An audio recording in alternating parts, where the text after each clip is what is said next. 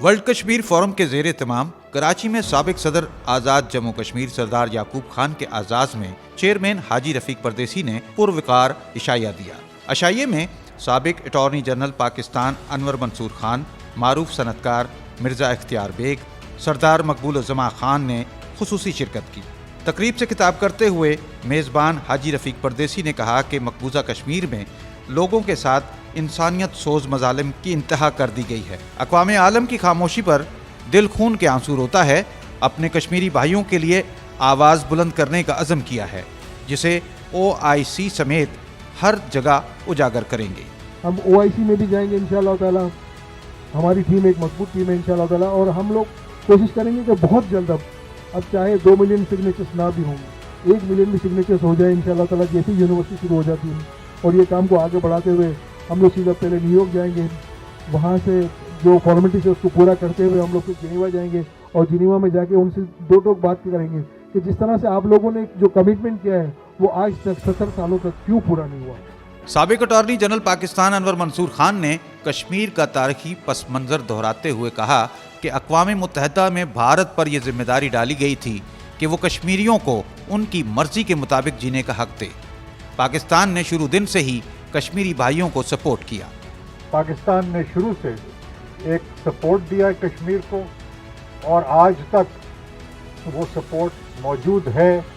अगर आपको याद होगा यूनाइटेड नेशंस के अंदर जो हमारे प्राइम मिनिस्टर ने तकरीर की थी, इतनी पावरफुल तकरीर शायद इससे पहले कश्मीर के लिए नहीं की गई है।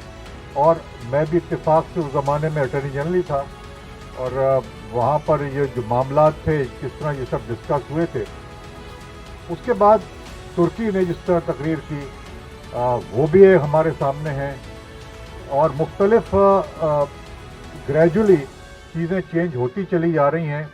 इसमें कोई शक नहीं है कि पूरी दुनिया, इवन मुसलमान ब्लॉक हमारे साथ अभी खुल कर नहीं आए हैं, मगर जितनी हम मेहनत करेंगे और जिस तरीके से हम आगे लेके चलेंगे इंशाअल्लाह इसको, वो उसमें उनको मजबूरन आना पड़ेगा किसी न किसी तौर पर।